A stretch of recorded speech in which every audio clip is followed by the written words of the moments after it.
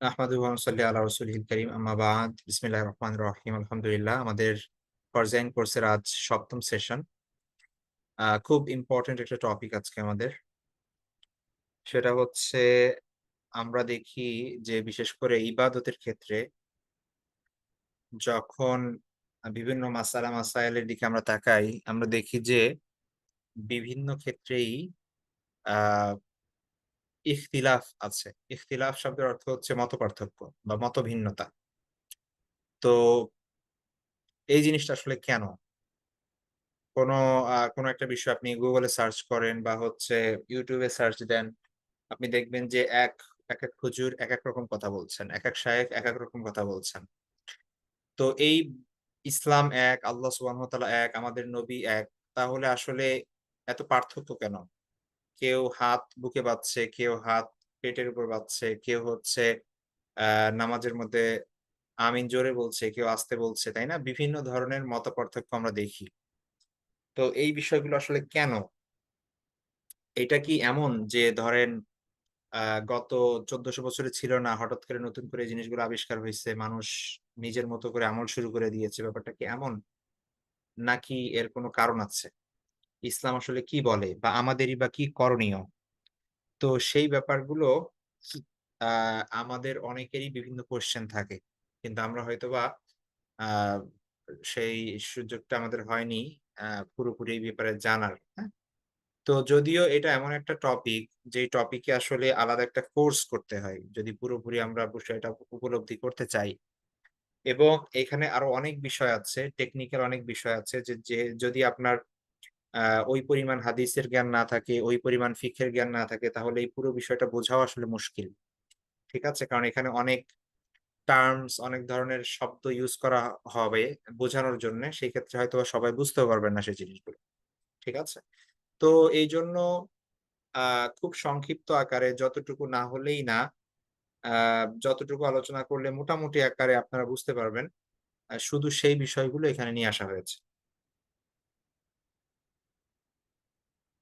তো আমরা ইনশাআল্লাহ আজকে এই বিষয়টা বোঝার চেষ্টা করব যে, আমরা দেখি যে বিভিন্ন ধরনের মাযহাব, বিভিন্ন মাসলাক, তারপরে হচ্ছে অ্যা আ আলেমদের মধ্যে বিভিন্ন ধরনের মতানৈক্য, বিভিন্ন মতভেদ, বিভিন্ন বিষয়ে বিভিন্ন মাসআলা এগুলো আসলে কেন? হ্যাঁ? সেই বিষয়টা খুব ইম্পোর্টেন্ট বোঝার চেষ্টা করতে হবে। এবং আমরা যে আজকে ক্লাস করছি এটা আমরা একটু নিয়ত করে নেই যে এটা শুধুমাত্র আমরা এইজন্যই শিখছি যে আমাদের নিজের যে একটা কিউরিসিটি, আমাদের নিজেদের যে একটা আ আন্ডারস্ট্যান্ডিং শুধু সেই জন্য। আমাদের নিজেদের কিউরিওসিটি থেকে আমাদের ইলিম বৃদ্ধি করার জন্য, এই বিষয়ে জানার জন্য আমরা মূলত এই ক্লাসটা করছি। এখান থেকে মানে আ আপনার ইলিম অর্জনের উদ্দেশ্য যেন এটা না হয় যে আপনি আরেকজনের বিরুদ্ধে এটা নিয়ে কথা বলবেন বা হচ্ছে নিজের মতকে প্রাধান্য দিবেন, আরেকজনকে খাটো করবেন। সব জায়গায় মানে জেতার চেষ্টা করবেন। এই ধরনের টেনডেন্সি আমাদের মধ্যে এই সময় অনেক বেশি কাজ করে। বিশেষ করে সোশ্যাল মিডিয়ার কল্যাণে আ সারাদিন এই বিষয়ে মানুষ ঝগড়া করতে থাকে। কমেন্টে মারামারি করতে থাকে। তো আল্লাহ আমাদের হেফাজত করুন এই ধরনের বাড়াবাড়ি থেকে, সীমা লঙ্ঘন থেকে। আমরা চেষ্টা করব যে নিজেদের থেকে জাস্ট নিজে বোঝার জন্যে আমল করার জন্য।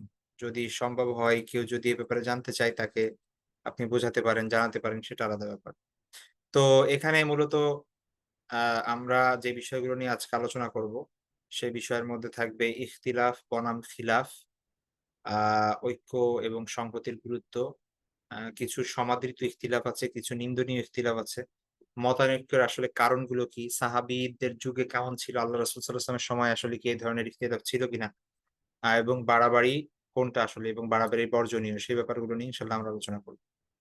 তো প্রথমত ইখতিলাফ এবং খিলাফ ২ টা শব্দ এখানে আছে দেখতে পাচ্ছেন। তো এটার আসলে পার্থক্যটা বুঝতে হবে। ইখতিলাফ শব্দের অর্থ হচ্ছে মতপার্থক্য। আর খিলাফ অর্থ হচ্ছে বিভেদ। এখন আ ২ টাই নেগেটিভ শব্দ না। আবার ২ টাই পজিটিভ শব্দ না। ঠিক আছে? ইখতিলাফ মানে মতপার্থক্য। মতপার্থক্য হতেই পারে। আপনি একটা ফ্যামিলিতে থাকলেও দেখা যাচ্ছে যে ২ ভাইয়ের অনেক সময় একটা পরামর্শ বসলে দেখা যাচ্ছে যে একজন এই মত দিচ্ছে, আরেকজন ওই মত দিচ্ছে। যেকোনো বিষয় সেটা হতে পারে। কোন অনুষ্ঠান, কোন ধরনের অ্যারেঞ্জমেন্ট, কোন কিছু তৈরি, কোনো কিছু সামষ্টিকভাবে কোনো কিছুর আয়োজন করা, কোনো কিছু ক্রয় করা, বিক্রয় করা, তাই না? দেখবেন যে এক ভাই এক মত দিচ্ছে, আরেক ভাই আরেক মত দিচ্ছে। এটা হচ্ছে মতপার্থক্য। কিন্তু এটা বিরোধ না। বিরোধ হয় কখন? যখন ২ ভাইয়ে গ্যাঞ্জাম লাগে কোনো একটা বিষয় নিয়ে। এবং একজন আরেকজনকে অ্যা কি বলে? ছোট করে দেখে, খাটো করে দেখে, কথা বলে না, মারামারি হয়, ঝগড়া হয়। সেটা হচ্ছে বিরোধ বলি আমরা সেটাকে। ঠিক আছে? কিন্তু বিরোধ আর মতপার্থক্য এক না। তো আমাদের এই ব্যাপারে খুব সুন্দর ভাবে বুঝতে হবে বিষয়টা যে বিরোধ এবং মতবিরোধ বা মতপার্থক্য এই ২ টা জিনিস এক না। আরবিতে একটা শব্দ আছে ইখতিলাফ। ঠিক আছে? যেটা হচ্ছে মতবিরোধ। আরেকটা হচ্ছে খিলাফ বা হচ্ছে আল ইফতিরাক বলা হয় এটাকে। সেটা হচ্ছে মূলত এই বিরোধ। ঠিক আছে? তো ২ টা জিনিস এক নয়। তো স্বাভাবিকভাবে দেখুন আ নবী-রাসূলদের ব্যাপারে আমাদের দৃষ্টিভঙ্গি হচ্ছে সবাই আল্লাহর রাসূল। সবাই আল্লাহর পক্ষ থেকে প্রেরিত। সবারই মেসেজ, সবারই পয়গাম, সবারই মূল বার্তা আল্লাহর পক্ষ থেকে একই ছিল। সেটা হচ্ছে আল্লাহর ইবাদত করতে হবে এবং কিন্তু তাদের মধ্যেও কি ছিল? শরীয়তের বিধিবিধান সংক্রান্ত কিন্তু সব বিষয় এক ছিল না। এই বিষয়গুলো আমরা অলরেডি আলোচনা করেছি। নবীদের ব্যাপারে বিশ্বাসের ক্ষেত্রে ওই জায়গায় এই পয়েন্টটা গিয়েছে। আমরা যেভাবে নামাজ পড়ি, বনু ইসরাইলের মানুষরা কি ঠিক এভাবে নামাজ পড়ত? না। আমরা যেভাবে রোজা রাখি, পূর্বের মানুষরা কি এভাবেই নামাজ পড়তো? আল্লাহ এভাবেই দিয়েছিলেন তাদেরকে? আমরা যেভাবে হজ করি, সেই হজটা কি সেই মুসা আলাইহিস সালামের সময় এরকম ছিল? তো ব্যাপারটা হচ্ছে কি যে তাদের সময় দেখা যাচ্ছে যে উম আপনার ইবাদতের ক্ষেত্রে পার্থক্য ছিল। ঠিক আছে? আল্লাহ সুবহানাহু ওয়া তাআলা শরীয়তই তাদেরকে ভিন্ন দিয়েছিলেন। যাই হোক, আমাদের শরীয়ত আল্লাহ সুবহানাহু ওয়া তাআলা দিয়েছেন এবং যেগুলো অকাট্যভাবে সুস্পষ্টভাবে প্রমাণিত আমাদেরকে সেভাবেই বিশ্বাস করতে হবে। সেই বিষয়গুলো আকীদার পয়েন্ট গুলোতে আমরা গিয়েছি। আকীদার ক্লাসগুলোতে সেই বিষয়গুলোতে আমাদের আলোচনা হয়েছে। এখন কিছু বিষয় আছে যেই বিষয়গুলো মূলত মতভেদ হওয়ার সুস্পষ্ট কারণ ছিল এবং সেটা আসলে অবশ্যম্ভাবী। অর্থাৎ আপনি চাইলেও এই জায়গাগুলোকে একত্রিত করতে পারবেন না। এমন একটা সিচুয়েশন। সেই জিনিসগুলো কি আমরা কারণ সামনে পড়ব সেই কারণের ক্ষেত্রে গেলে আমরা স্পষ্ট হবে আমাদের। ঠিক আছে? কিন্তু জাস্ট একটা বিষয় কোরআন থেকে একটা দলিল আমি এখানে দিতে যাচ্ছি সেটা হচ্ছে মতপার্থক্য মানেই যে একজন ভুল আরেকজন রাইট হইতে হবে বা হচ্ছে একজন হচ্ছে গোমরা হইতে হবে, আরেকজন হেদায়েতের পথে থাকতে হবে। ব্যাপারটা এরকম না। মতপার্থক্য হওয়ার পরে ২ টা পথ অবলম্বন করার পরে ২ জনই ঠিক থাকতে পারে। ঠিক আছে? আপনারা জানেন দাউদ আলাইহিস সালাম এবং সুলাইমান আলাইহিস সালামের একটা ঘটনা আছে ২ জনের। হ্যাঁ? একজন লোক আপনার দাউদ আলাইহিস সালাম তো রাজা ছিলেন, বাদশা ছিলেন। আল্লাহ সুবহানাহু ওয়া তাআলা তাকে ক্ষমতা দিয়েছিলেন এবং সুলাইমান আলাইহিস সালাম ছিলেন তার ছেলে। আ তো একটা বিষয়, একটা রায়, একটা মামলা বা একটা মোকদ্দমার রায় ২ জনের মধ্যে দাউদ আলাইহিস সালাম এক রায় দিলেন। আর সুলাইমান আলাইহিস সালাম আরেক রায় দিলেন। তো স্বাভাবিকভাবে ২ টা মতপার্থক্য। কিন্তু আল্লাহ সুবহানাহু ওয়া তাআলা সুলাইমান আলাইহিস সালাম যেটা বলেছেন সেটাকে অ্যা সেই দিকে আল্লাহ সুবহানাহু ওয়া তাআলা সেটা পছন্দ করেছেন। এটা ঠিক, ওটার প্রশংসা করেছেন। কিন্তু আ ২ জনই কিন্তু আল্লাহর নবী। এমন না যে একজন হচ্ছে নাউজুবিল্লাহ সঠিক পথ থেকে বিচ্যুত হয়েছে, এরকম কোন কিছু না। ঠিক আছে? এভাবে হাদিসের থেকে এরকম বিভিন্ন এক্সাম্পল আমরা দিতে পারব। ঠিক আছে? তো যাই হোক সেই জায়গাগুলো পরে আসি। প্রথমত আমাদের মনে রাখতে হবে দেখুন এখানে কয়েকটা পয়েন্ট বোঝার আছে। নাম্বার 1 হচ্ছে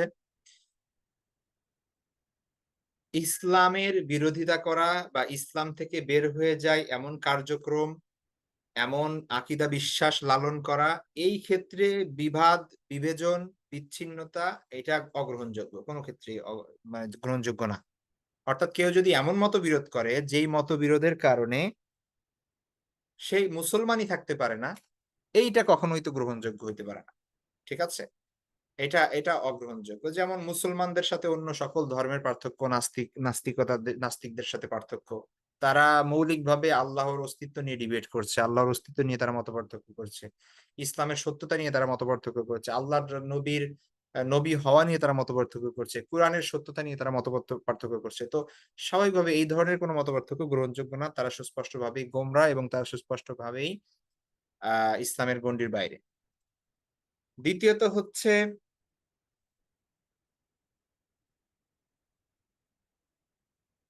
দ্বিতীয়ত হচ্ছে যে বিষয়টা আমাদের মনে রাখতে হবে সেটা হচ্ছে কেউ যদি ইসলাম গ্রহণ করে তাদেরকে বলা হয় মুসলিম। তো মুসলিমদের জন্য কোরআন এবং সুন্নাহ হচ্ছে মানদণ্ড সবকিছুর।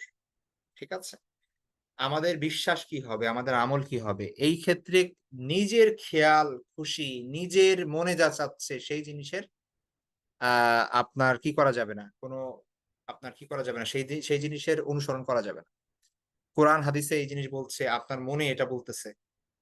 তো এই ক্ষেত্রে কোন বিভাজন তৈরি করা, তার মানে হচ্ছে আপনি কি করছেন? বিচ্ছিন্ন হয়ে যাচ্ছেন। আপনি কোরআন সুন্নাহ থেকে দূরে চলে যাচ্ছেন, বিচ্যুত হয়ে যাচ্ছেন। তো এটাও আল্লাহ রাসূল সাল্লাল্লাহু আলাইহি ওয়াসাল্লাম হাদিসের মধ্যে খুব নিন্দা করছেন। এই ক্ষেত্রে এই বিচ্ছিন্নতা বা এই বিভাজন বা এই মতপার্থক্যটাও গ্রহণযোগ্য না। ঠিক আছে? অর্থাৎ সুস্পষ্ট কোরআন এবং হাদিস এক কথা বলছে, আর আপনি অন্যদিকে যাচ্ছেন। যেখানে আপনার কোন কোরআনের দলিল নাই, সুন্নাহের দলিল নাই। ঠিক আছে? ইসলামের কোন দলিল নাই। আর নিজের মতো করে করছেন। তো এটাও অগ্রহণযোগ্য। আর আরেকটা বিষয় সেটা হচ্ছে ফুরুই মাসাইল। ফুরু মানে হচ্ছে শাখাগত। ফারাওনের বহুবচন ফুরু। শাখাগত যে বিষয়গুলো আছে, যে বিষয়গুলোর ক্ষেত্রে মূলত মতনৈক্যগুলো আমরা দেখি বেশি। ঠিক আছে? যার কারণে এই ফিকহি মাযহাব গুলো তৈরি হয়েছে। আমরা বলছি হানাফি ফিক অথবা হচ্ছে হাম্বলি ফিক, শাফিঈ ফিক অথবা এখন আপনার কি বলে সালাফি ফিক। ঠিক আছে? এই প্রত্যেকেই নিজস্ব ফিক, এটা হচ্ছে দলিলের ভিত্তিতে মতপার্থক্যগুলো হয়েছে। সেই মতপার্থক্যগুলো কখনোই বিচ্ছিন্নতা না। এটা মাথায় রাখতে হবে। এটা হচ্ছে ধরেন একই গন্তব্যে যাওয়ার একাধিক পথ।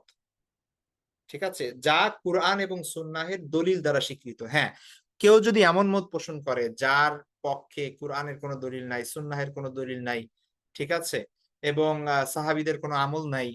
আ তো সে নিজের মতো করে এটা বানাইছে, তাহলে সেটা কখনোই গ্রহণযোগ্য না। সেটা তো অবশ্যই আ বর্জনীয় হবে। ঠিক আছে? তো এইজন্য একটা জিনিস মাথায় রাখতে হবে, এই পার্থক্যটা আমাদের বুঝতে হবে। ঠিক আছে?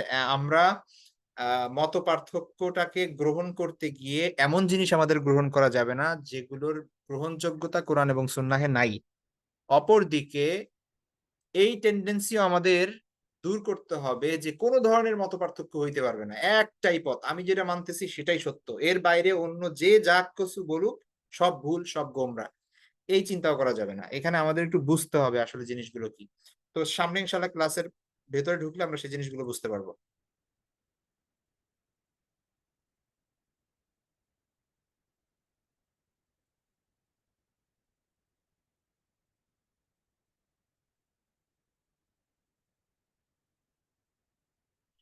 আচ্ছা, এখানে দেখছেন প্রথমত ঐক্য এবং সংহতির গুরুত্ব এখানে আ আমরা এই ব্যাপারে আসলে আলাদাভাবে বলার কিছু নাই। আর এখানে সময় নষ্ট করব না আমরা। যেহেতু আমরা সবাই জানি যে আল্লাহ সুবহানাহু ওয়া তাআলা কোরআনে এবং রাসূল সাল্লাল্লাহু আলাইহি ওয়াসাল্লাম হাদিসে আমাদেরকে একতাবদ্ধ হয়ে থাকতে বলেছেন। আমাদের বিভাজিত হইতে নিষেধ করেছেন। ঠিক আছে? তো মুসলিম উম্মাহর আ সার্বজনীন আপনার আ কল্যাণের জন্য আমাদের ঐক্য এবং সংহতি ধরে রাখতে হবে। নিজেদের মধ্যে সৌহার্দ্য সম্প্রীতি রক্ষা করতে হবে এবং আ একতা নষ্ট হয় এমন কোন কিছু করা যাবে না। সেটা তো অবশ্যই এই বিষয়টা আমাদের সবার মাথায় রাখতে হবে। কিন্তু এর মানে কখনোই এই না যে যদি কেউ আ দলিলের ভিত্তিতে আমি যে আমল করছি সেই আমলের বাইরে কোন কিছু করে তাহলে সে হচ্ছে গোমরাহ হয়ে যাবে বা সে মূল পথ থেকে সরে যাচ্ছে, ব্যাপারটা এরকম না। ঠিক আছে? এটা আমরা সামনে একটু ভালো করে বুঝাবো।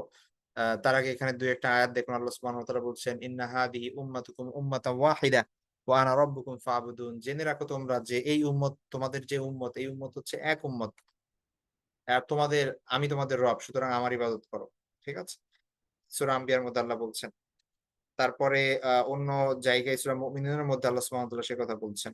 তো আমরা এই আয়াত এবং কোরআনের আয়াত এবং হাদিস থেকে আমরা এটা সুস্পষ্টভাবে বলতে পারি যে, নিজের খেয়াল খুশি মতো আ নিজেদের মতো করে বিচ্ছিন্নতাবাদ এটা কখনোই ইসলাম গ্রহণ করে না। নিজের মতো করে বরং ইসলাম সবসময় পূর্বে কি বলা হয়েছে সেই বিষয়টার দিকে লক্ষ্য রাখা হয়। বরং এইটাও নিষেধ যে কেউ একজন নিজের মতো করে কোরআন বোঝার চেষ্টা করবে, হাদিস বোঝার চেষ্টা করবে, নিজের মতো করে আ আন্ডারস্ট্যান্ড করার চেষ্টা করবে, এটাও নিষেধ। বরং সালফে সালিহিন পূর্ববর্তী ইমামগণ, পূর্ববর্তী তাবেঈগণ, সাহাবীগণ তারা কিভাবে কোরআন বুঝেছেন, তারা কিভাবে হাদিস বুঝেছেন, সেই আন্ডারস্ট্যান্ডিংটা আমাদের ধরতে হবে এবং তাদের লেন্সে আমাদের হচ্ছে কোরআন দেখতে হবে। ঠিক আছে? আপনি এখন এই 21st সেঞ্চুরিতে এসে যদি মনে করেন যে সব বাদ পূর্বের, আমি এখন নতুন করে কোরআন পড়া শুরু করি। আ নিজের মতো করে আরবি শিখি, নিজের মতো করে বোঝার চেষ্টা করি। আ এখানে আমি যেটা বুঝবো সেটাই ফাইনাল। ঠিক আছে? তাহলে কিন্তু আপনার এখানে কি হবে না? এখানে কিন্তু তাহলে আ আপনি আর সঠিক পথে যেতে পারবেন না।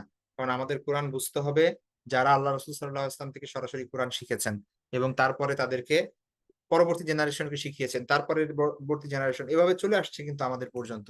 এমন একটা জেনারেশনও নাই যে এই জেনারেশনের মানুষ এই ১০০ বছর বা এই ৫০ বছর আ কোন ইলম শেখা হয় নাই। একটা গ্যাপ, এরকম কোন গ্যাপ নাই। বরং একটা চেইনের মতো এটা। বুঝতে পেরেছেন? একটা শিকলের মতো একটার সঙ্গে আরেকটা জোড়া। আমাদের মাদ্রাসাগুলোতে এখন যে আমরা পড়ি, আমরা আমাদের উস্তাদ যারা এই যে হাদিসের দরস যারা দিচ্ছেন, তারা ওইটা কার কাছে পড়ছেন, তারা ওইটা কার কাছে পড়ছেন সেই সনদ আছে আমাদের প্রত্যেকেরই। ঠিক আছে? প্রত্যেকেরই সনদ আছে। এবং আমি আমার উস্তাদ, তার উস্তাদ, তার উস্তাদ এভাবে যেতে, যেতে বুখারী শরীফ পড়ছি যে ইমাম বুখারী পর্যন্ত চলে যেতে পারবো। এবং ইমাম বুখারী থেকে প্রত্যেকটা হাদিস কে কার কাছ থেকে শিখেছেন এভাবে রাসূল সাল্লাল্লাহু আলাইহি ওয়াসাল্লাম পর্যন্ত চলে যেতে পারবো ইনশাআল্লাহ। তো এইটাই মূলত নিয়ম দ্বীনের ক্ষেত্রে। নিজের মতো করে আন্ডারস্ট্যান্ডিং করতে গেলে তখন দেখা যাচ্ছে যে বিভিন্ন ধরনের প্রবলেমের সৃষ্টি হয়। যাই হোক, আ এখানে আমরা এখানে একটা জিনিস আছে দেখতে পাচ্ছেন সমাদৃত বনাম নিন্দনীয় ইখতিলাফ। এটা ইম্পোর্টেন্ট। ২ টা মিনিট। ওকে। তো এখানে আ কিছু আছে সমাদৃত ইখতিলাফ এবং কিছু আছে নিন্দনীয় ইখতিলাফ। তো এখানে সেই রুলটা আমরা এখানে একটু দেখি যে আসলে কোন জিনিসটা সমাদৃত এবং কোন জিনিসটা নিন্দনীয়। প্রথমত যে সকল মাসাইল সকল মাযহাবে এক ও অভিন্ন। যেগুলোর মধ্যে কোনো ইখতিলাফ হওয়ার সুযোগ নাই এবং আ ইসলামের ইতিহাসে আল্লাহ রাসূল সাল্লাল্লাহু আলাইহি ওয়াসাল্লামের সময় থেকে নিয়ে এই পর্যন্ত আ কোনো ইমাম বা কোনো স্কলার সে ব্যাপারে দ্বিমত করেন নাই। সেই ব্যাপারে ইখতিলাফ করা যাবে না। সেটা হারাম। যেমন নামাজ ৫ ওয়াক্ত। এ ব্যাপারে কোনো ইখতিলাফ নাই। সর্বমোট আমাদের ১৭ রাকাত ফরজ নামাজ। আমাদের প্রতি রাকাতে আমরা রুকু ১ টা দেই, সেজদা ২ টা দেই। আমরা তাকবীরে তাহরিমার মধ্যে নামাজ শুরু করি। সালামের মাধ্যমে নামাজ শেষ করি। তো এরকম আপনি শত, শত না হাজার, হাজার মাসআলা পাবেন। একদম ইবাদত থেকে শুরু করে আ একদম মানে উত্তরাধিকার সম্পত্তি পর্যন্ত সবকিছু যদি একেকটা করে ধরেন নামাজ, রোজা, হজ, যাকাত সবকিছু। প্রত্যেকটা ক্ষেত্রে আপনি দেখবেন যে হাজার, হাজার মাসআলা এমন আছে যে ব্যাপারে সবাই একমত। কোন ধরনের কোন ইখতিলাফ নাই। ঠিক আছে? এবং এ ব্যাপারে সকলের ইজমা, ইজমা মানে হচ্ছে ঐক্যমত আছে। এবং এ ব্যাপারে কোন ভিন্ন দলিলও নাই। সবার সব দলিল একরকম, এক কথাই বলে। তো এই জায়গায় ভিন্ন মতের সুযোগও নেই। আর এখানে ভিন্ন মত এই জায়গায় নিষেধ। সহ্য করা হবে না এখানে। ঠিক আছে? এটা হচ্ছে একটা বিষয়। ২য় যে বিষয় সেটা হচ্ছে ওই সকল মাসআলা মাসাইল যে বিষয়গুলোর ক্ষেত্রে উম্মাহের ইমামগণ মতভিন্নতা পোষণ করেছেন। যেই সময়গুলোতে মূলত ফিকহ রচিত হয়। ঠিক আছে?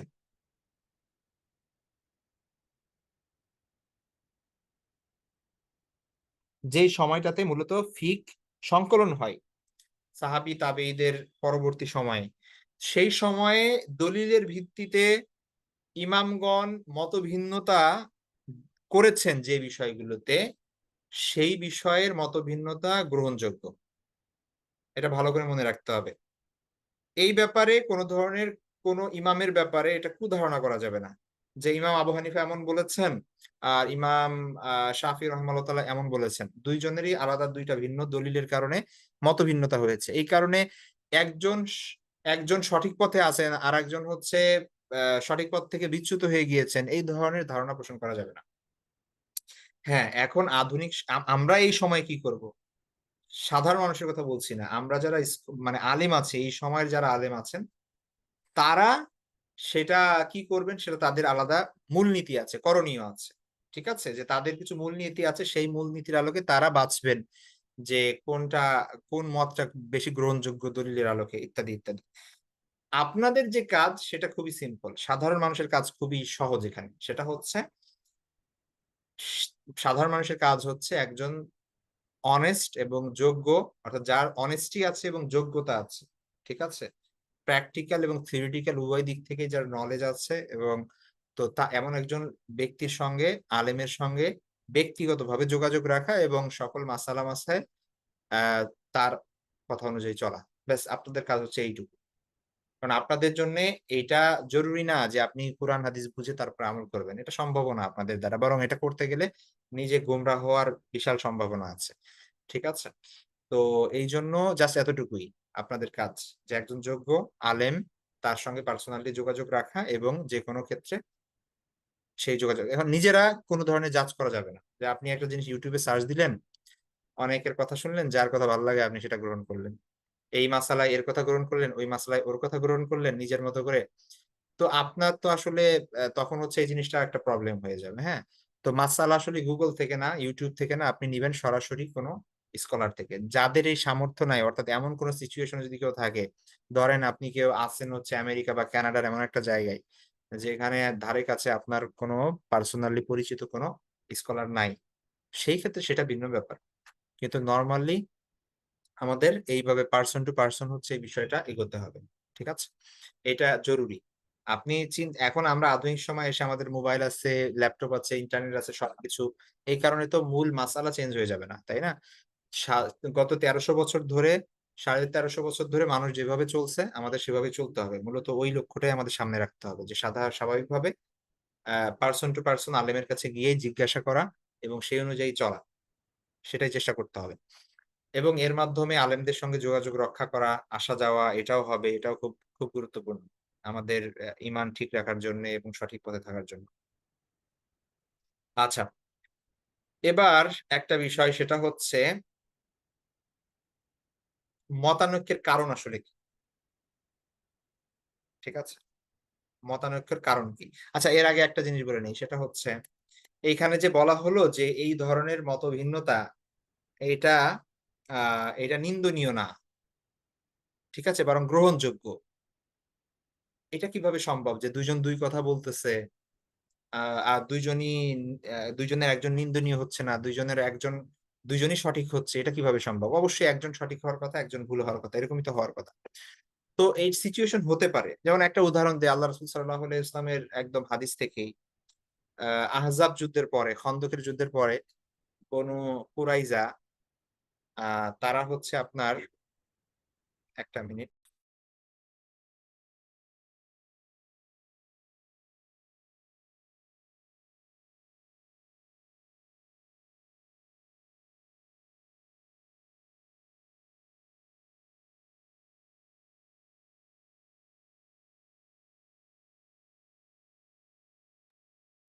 তো রাসূল সাল্লাল্লাহু আলাইহি ওয়াসাল্লাম আ বনু কুরাইজায় গিয়ে সাহাবীদেরকে নামাজ পড়তে বললেন। তিনি বললেন যে, "তোমরা ঐখানে গিয়ে তোমরা কি পড়বা? আসরের নামাজ পড়বা।" অর্থাৎ বনু কুরাইজাতে গিয়ে যেন সবাই আসরের নামাজ পড়ে। তিনি এই ঘোষণা দিলেন সাহাবীদের। ঠিক আছে? অর্থাৎ মদিনায় সাহাবীরা বিভিন্ন জায়গায় আছে। যুদ্ধ শেষ হয়েছে মাত্র খন্দকের যুদ্ধ। কিন্তু এটার আরো হিস্ট্রি আছে, অনেক ঘটনা আছে। যাই হোক তিনি সাহাবীদেরকে নির্দেশ দিলেন সবার কাছে যেন এই বার্তা পৌঁছে দেওয়া হয়। যেন আসরের নামাজ ওইখানে গিয়ে পড়া হয়। তো তিনি চলে গেলেন। তো এভাবে একদল সাহাবী তারা যাচ্ছিলেন পথিমধ্যে আসরের ওয়াক্ত হয়ে গেছে। এবং দেখা যাচ্ছে যে আ এখন যদি নামাজ না পড়া হয় পথিমধ্যে তাহলে ওয়াক্তই চলে যাবে। আসরের ওয়াক্তই চলে যাবে। ঠিক আছে? তো তখন সাহাবীদের মধ্যে ২ টা ভাগ হয়ে গেল। একদল বলল যে, "না, আল্লাহ রাসূল সাল্লাল্লাহু আলাইহি ওয়াসাল্লাম আমাদেরকে ওইখানে গিয়ে নামাজ পড়তে বলছে। সুতরাং ওইখানে গিয়েই নামাজ পড়ব। এটা সন্ধ্যা হয়ে যাক আর রাত হয়ে যাক, যাই হয়ে যাক।" ঠিক আছে? আরেক দল বলল যে, "না, আল্লাহ রাসূল সাল্লাল্লাহু আলাইহি ওয়াসাল্লাম বুঝাইতে চাইছেন যে আমরা যেন আসরের আগে চলে যাই ওইখানে। গিয়ে যেন আসরের নামাজ পড়ি মানে হচ্ছে আসরের আগে যেন ওখানে চলে যাই। এখন আমরা যেহেতু বাই চান্স যাইতে পারি নাই, নামাজটা তো আর মিস দিয়ে দেওয়া যাবে না। নামাজ আমরা এখানেই পড়ি যেহেতু নামাজটা ফরজ।" এখন একদল এখানে নামাজ পড়লো, তারপরে গেল। আরেক দল আগেই চলে গেল, এখানে গিয়ে নামাজ পড়লো দেরি করে। এখন ২ টা মত হয়ে গেছে। এখন পরে এই ঘটনাটা আল্লাহ রাসূল সাল্লাল্লাহু আলাইহি ওয়াসাল্লামের কাছে বলা হলো যে, এরকম হয়েছে ২ টা মত। তো আল্লাহ রাসূল সাল্লাল্লাহু আলাইহি ওয়াসাল্লাম কিছু বললেন না। অর্থাৎ ২ জনই মানে একে বলেন নাই যে তুমি ভুল করছো বা ওকে বলেন না ওকে সঠিক বলছো। চুপ থাকলেন। আর আল্লাহ রাসূল সাল্লাল্লাহু আলাইহি ওয়াসাল্লামের চুপ থাকা মানে হচ্ছে সম্মতি এটা। মূলত ২ টাই ২ দলই ঠিক আছে এখানে। এখন আপনি হয়তোবা এখন চিন্তা ভাবনা করে বিভিন্ন দলিল প্রমাণ দিয়ে তাদের মতো আবার ২ টা ভাগ হয়ে যেতে পারেন। বলল এ ঠিক আছে, কেউ বলবে ও ঠিক আছে। আসলে তো ২ জনই ঠিক আছে, তাই না? মতপার্থক্য হইলেই যে ২ জনই ভুল থাকতে হবে, একজন ভুল থাকতে হবে এটা জরুরি না। ঠিক আছে? এটা হয়তোবা কারো কাছে মনে হইতে পারে। কিন্তু অপর জনের কাছে হয়তোবা তারটাই সঠিক মনে হচ্ছে। ঠিক আছে? তো একসঙ্গে ২ টা জিনিসও সঠিক হতে পারে। জাস্ট একটা এক্সাম্পল। এরকম এক্সাম্পল আরো অনেক দেওয়া যেতে পারে সুন্নাহ থেকে। তো জাস্ট এখানে আমরা মতানৈক্যের যে কারণগুলো, সেই কারণগুলোর বিষয়গুলো আমরা এখানে তুলে ধরার চেষ্টা করব। একটু কিছু বিষয় আমরা বোঝার চেষ্টা করি। দেখুন, প্রথমত মতভিন্নের কারণ কি? আল্লাহ রাসূল সাল্লাল্লাহু আলাইহি ওয়াসাল্লাম যা কিছু করেছেন, যা কিছু বলেছেন, তার থেকে যে বর্ণনা এগুলোকে আমরা হাদিস বলি, তাই না? এখন হাদিস হচ্ছে কুরআন যেরকম একটা সোর্স, দলিল, হাদিস এরকম একটা সোর্স। কুরআন এবং হাদিস থেকে মূলত যত মাসআলা মাসাইল আমরা যে নামাজ পড়ি, নামাজ কেন পড়ি? কারণ আল্লাহ কুরআনে বলছেন, আয়াত আছে, ওয়া আকিমুস সালাহ। এখন আমরা নামাজ পড়ি ৫ ওয়াক্ত। তারপরে হচ্ছে ফজরে ২ রাকাত পড়ি। কুরআনে কোথাও ফজরে ২ রাকাত ফজরের নামাজ পড়তে হবে এটা নাই। জোহরে ৪ রাকাত নামাজ পড়তে হবে, কিভাবে পড়তে হবে এগুলো কোথাও কোরআনে নাই। এটা কই আছে? হাদিসে আছে। তো কুরআন এবং হাদিস হচ্ছে আমাদের দলিল। আমরা যা কিছু করি কুরআন এবং হাদিস থেকে করি। এখন হাদিসের মধ্যে কিছু হাদিস আছে যে হাদিসের মধ্যেই মতভিন্নতা আছে। ঠিক আছে? কারণ আল্লাহ রাসূল সাল্লাল্লাহু আলাইহি ওয়াসাল্লাম তো আর হাদিস লিখে যান নাই। যে এই যে হচ্ছে হাদিস লিখে গেলাম এগুলো হচ্ছে হাদিসের বই এই যে নাও। হাদিসের বই আমরা এখন যেগুলো পাই বুখারী শরীফ, মুসলিম শরীফ এরকম যেগুলো সহিহ বুখারী, সহিহ মুসলিম, হ্যাঁ? তারপরে হচ্ছে ইবনে মাজাহ, তিরমিজি, তারপরে মুসনাদে আহমদ, তাই না? সুনানে নাসাই, আবু দাউদ এরকম অসংখ্য হাদিসের গ্রন্থ আছে। সেগুলো রচিত হয়েছে আল্লাহ রাসূল সাল্লাল্লাহু আলাইহি ওয়াসাল্লাম মৃত্যুবরণ করার ১৫০ বছর পর, ২০০ বছর পর, ৩০০ বছর পর, ৩৫০ বছর পর এগুলো রচিত হয়েছে। আর এই হাদিসগুলো যারা রচনা করছেন, যে বইগুলো রচনা ইমাম বুখারী রাহিমাহুল্লাহ তাআলা ধরুন ইমাম বুখারী রাহিমাহুল্লাহ তাআলা হাদিস রচনা করছেন। ইমাম বুখারীর জন্ম হচ্ছে ১৯৪ হিজরিতে। ১৯৪ হিজরি মানে আল্লাহ রাসূল সাল্লাল্লাহু আলাইহি ওয়াসাল্লামের মৃত্যুর ১৮৪ বছর পর। আর তিনি জন্মগ্রহণ করেই তো লেখা শুরু করে দেন নাই। তার তো একটা বয়সতে পৌঁছাইতে হয়েছে। তার মৃত্যু হচ্ছে ২৫৬ হিজরি। ২৫৬ মানে হচ্ছে আল্লাহ রাসূল সাল্লাল্লাহু আলাইহি ওয়াসাল্লামের মৃত্যুর প্রায় ১৫০ বছর মানে ২৪৬ বছর পর তার মৃত্যু। অর্থাৎ প্রায় আল্লাহ রাসূল সাল্লাল্লাহু আলাইহি ওয়াসাল্লামের মৃত্যুর ২০০ বছর বা ২২০ বছর পরে হচ্ছে তিনি একজন অ্যাডাল্ট বা হচ্ছে একজন পূর্ণ যুবক। ঠিক আছে? যিনি হচ্ছে হাদিস লেখেন। আল্লাহ রাসূল সাল্লাল্লাহু আলাইহি ওয়াসাল্লামের মৃত্যুর ২০০ বছর পর। তাইলে এই ২০০ বছরে কি হইছে? তিনি আল্লাহ রাসূল সাল্লাল্লাহু আলাইহি ওয়াসাল্লাম থেকে হাদিস কিভাবে পেয়েছেন? এই জিনিসগুলো বুঝতে হবে। মাঝখানে অনেক বিষয় আছে। তো আল্লাহ রাসূল সাল্লাল্লাহু আলাইহি ওয়াসাল্লাম যে হাদিস বর্ণনা করে গেছেন তখনও লেখা হয় নাই। এটা সাহাবা একরাম মুখস্থ করে রাখছেন। তাদের মনে আছে। পরবর্তী জেনারেশন এর কাছে তারা যা মনে আছে সেগুলো বলছেন। ওই পরবর্তী জেনারেশন তাদের পরবর্তী জেনারেশনকে বলছেন। তার পরবর্তী জেনারেশন তার পরবর্তী জেনারেশনকে বলছেন। এভাবে বলতে, বলতে এক পর্যায়ে একটা সময় আসছে যখন মানুষ চিন্তা করল যে না এগুলো শুধু মুখস্থ করা তো ঠিক আছে কিন্তু লিখে রাখা উচিত। তো তখন একটা সময় ১, ১৫০, ২০০ বছর এরকম গিয়েছে যে মানুষ হাদিস রচনার পিছনে সময় দিয়েছে অনেক।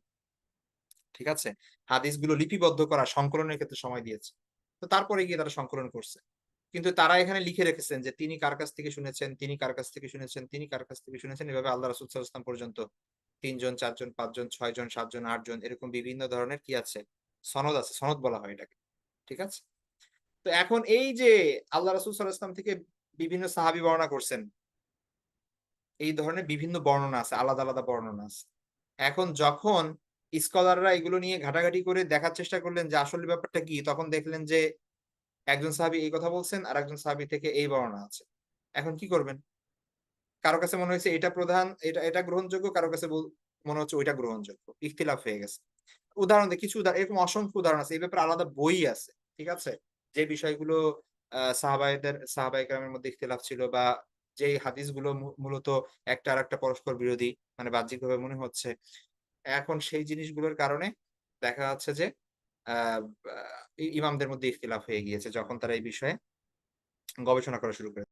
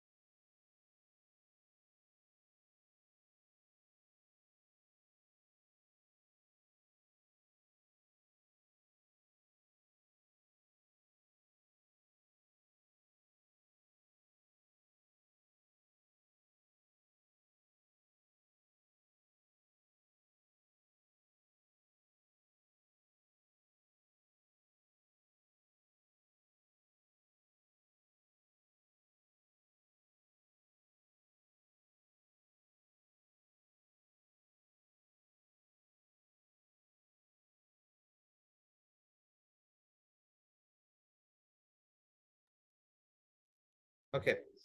তো এইটা এখানে আমরা এখানে দেখতে পাচ্ছেন আমরা এখানে ২ টা উদাহরণ আনা হয়েছে। রাসূল সাল্লাল্লাহু আলাইহি ওয়াসাল্লাম থেকে বিভিন্ন ধরনের বর্ণনা। এটা হচ্ছে ইখতিলাফের সবথেকে বড় একটা কারণ। যেমন একদম আমরা ইবাদতের শুরু করি হচ্ছে কি দিয়ে? নামাজ দিয়ে। আর নামাজ শুরু করি অজু দিয়ে। অজুর আগে আমরা অজু, ইস্তেনজা, তাই না? মানে পেশাব পায়খানা সংক্রান্ত বিধিবিধান নিয়ে আলোচনা করা হয় স্বাভাবিকভাবে। তো একদম প্রাথমিক এই জায়গা দিয়ে আমি যে ২ টা উদাহরণ দেই। এরকম উদাহরণ আরো অনেক আছে। প্রত্যেকটা বিষয়ে আপনি আমিন বলা থেকে শুরু করে তারপরে হচ্ছে রফুল ইয়াদাইন, তারপরে হচ্ছে সূরা ফাতিহা পড়া না পড়া মুক্তাদির জন্য। প্রত্যেকটা বিষয়ে এই ধরনের ২ ধরনের হাদিস আছে। আমি জাস্ট একদম শুরু থেকে অজু ইস্তেনজার ব্যাপারে এখানে ২ টা উদাহরণ দিচ্ছি। একটা দেখেন, হুযায়ফা রাদিয়াল্লাহু তাআলা থেকে বর্ণিত। তিনি বলেন, "আমি একবার রাসূল সাল্লাল্লাহু আলাইহি ওয়াসাল্লামের সঙ্গে ছিলাম। একসময় লোকজনের আ আবর্জনা ফেলার স্থান অর্থাৎ ময়লার যে জায়গা, তিনি সেখানে গেলেন এবং সেখানে দাঁড়িয়ে পেশাব করলেন। আমি কিছুটা দূরে সরে দাঁড়ালাম। তিনি আমাকে নিচে আসতে নিকটে আসতে বললেন এবং আমি তার কাছে গেলাম। তারপরে তিনি পানি দিলেন। আল্লাহ রাসূল সাল্লাল্লাহু আলাইহি ওয়াসাল্লাম ওযু করলেন। তারপরে তার মোজার উপর মাসা করলেন। সহিহ বুখারী, মুসলিমের হাদিস যে আল্লাহ রাসূল সাল্লাল্লাহু আলাইহি ওয়াসাল্লাম দাঁড়িয়ে পেশাব করেছেন।